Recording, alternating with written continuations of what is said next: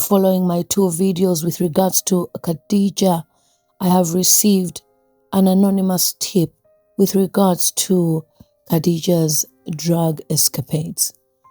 Apparently, this is Khadija's lifestyle, and the person was involved with Khadija. They were actually very close friends. I have seen photo evidence, videos, everything that you can think of for me to link the two together. This person is not talking from without. I've seen everything that shows that indeed Khadija was involved in the drug business, and this time Deck has caught up with her. It is true that she has been trailed because she has been notorious, and they found ways and means to catch up with her. Listen to this audio from this person who knows Khadija very, very well. Hi, Auntie Lady. That's why I had to type out the message. But yeah, I was friends with her some few years back, and yeah, after what she did to me, I cut ties with her. She's been doing this drug business from 2018, if I remember correctly. Before, we didn't know. Like, we just thought, wow, she's doing well. She's got this rich guy who gives her money and whatnot. But yeah, along the way, we got to find out what she really does. So from 2018, she's the middleman, like, because the big guys, of course, they can't go and start meeting their clients and whatnot. That's how they do this thing. So she just used to do it in small quantities, like two, maybe three. The max should maybe move around, it would be five of those pallets. So yeah, we'd meet them by Protea. What's this? Protea arcades. They'll book a room, transactions would go on, and yeah, life goes on. So until my incident happened, that was in 2020, October, I was at her place for the weekend. Then on Sunday, I think it was a Sunday or something, before driving back home, I live in Ndola. I had asked her to let me buy some before I go back. I was supposed to get from, there's a guy who I usually used to get from. Then she's like, no, get from my guy. His name was It came, and he brought two. So they were tasted weird, but were high, so I didn't even pay attention to that. I don't even know how I drove from Kitwe to Ndola safely. Got home, had a shower, slept, and that's how I slept. I went into a coma, and my organs started failing, starting from my lungs. The left lung oxygen wasn't going in, yeah, as it should be. Then my left kidney also stopped functioning, and I'm diabetic, so it was a whole thing. It was a whole mess. So I had to do dialysis, emergency dialysis, and it was a whole. I don't remember much because I was out. I lost my memory for some time, and it's a well-known story. A lot of people heard about this story, but We didn't just know who did it because that they had gotten from um, someone else before. I got from someone else first, just one, before I got from her guy. So the one which caused the problem was the last one that I did. They checked my organs, and yeah. So when I was being asked questions by DC, when when I got back, I started talking and whatnot. I was being asked questions, so they had to get my phone and try and trace who I communicate with and where I was. So the last person I had spoken, even when I got to Ndola, I had called her to say I've arrived and whatnot. And when she heard that, the following day when she heard that I was in a coma, I don't know who she heard from. She was the first person to circulate the story to say I sick, blah blah blah blah blah. Like none of my family members communicated with her. I don't know how she knew. So that was number one red flag, but I brushed it off. She's my friend. I'm sure she's been told, blah blah blah. Currently, she's the one who laced the same drugs with sulfur and chlorine. I don't know what else they found in there, hoping that I would die.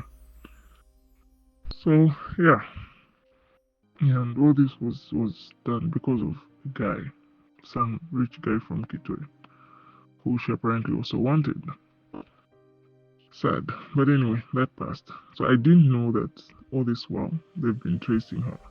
They've been tracking her, trying to see how and when to get her. So I think the DEC, what they usually do, they would try and find someone that's close to you, close to her rather.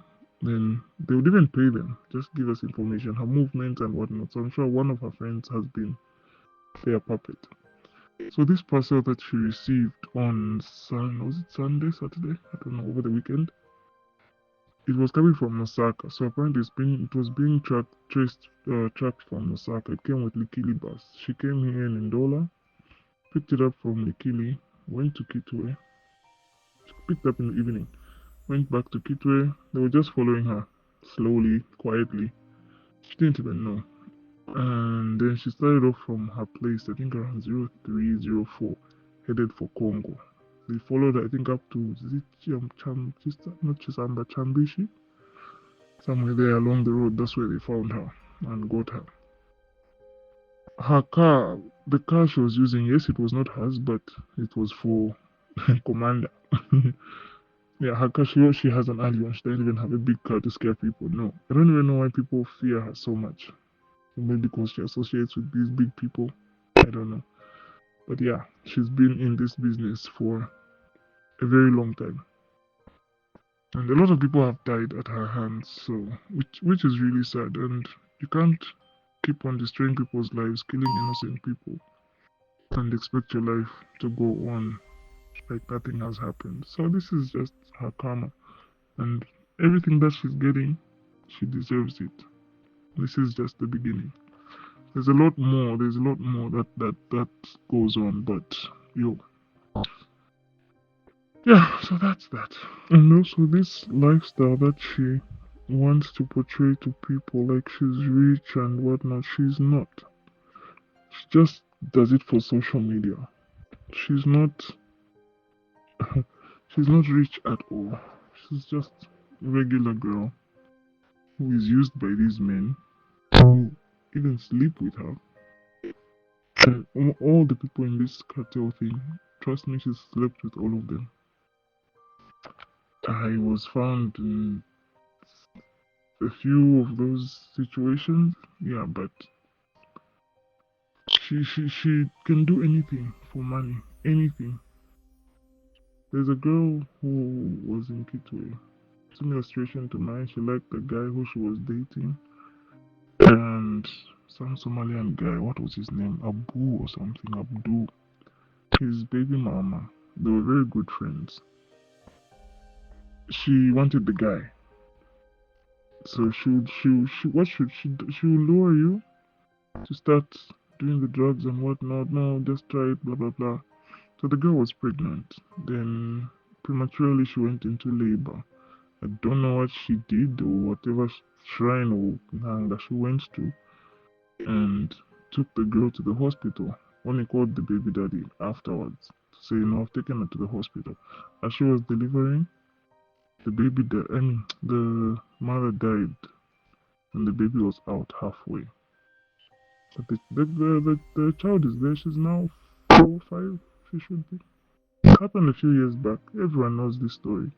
But they will never say, oh, she did it, because they fear if we say anything, they'll kill us or whatever. They threaten a lot of people.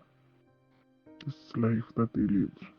So yeah, she's really some evil girl. And then I forgot one thing that you said in your second video, saying no, she's got apartments, she's got cash. They don't have apartments. She rents a house in Riverside. Come a small house, 2 bedrooms. She lives with her son and someone else. This girl is I don't know if I can call her I don't know if I can call her not a ritualist, but yeah, something in those lines. In her fridge, she doesn't even keep anything that has blood.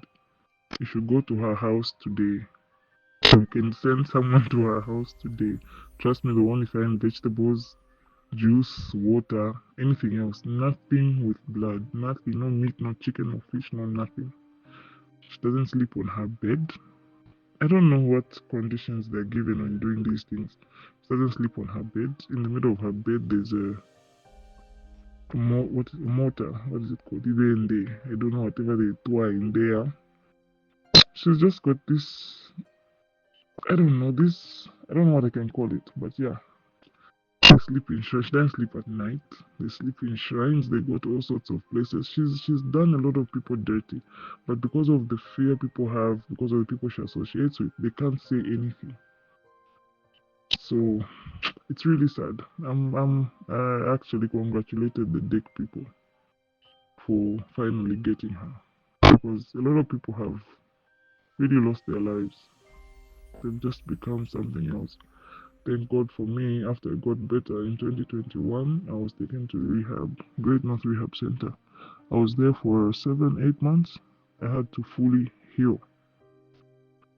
And yeah, I've cut all ties with her. I've cut off everything. I got into so much debt because of trying to finance my high and whatnot. But I thank God I went through rehab and I have healed from everything. Yeah. So that's the real story with what is happening with Khadija. The drugs belong to her. She went to pick them up, as you have heard from the audio.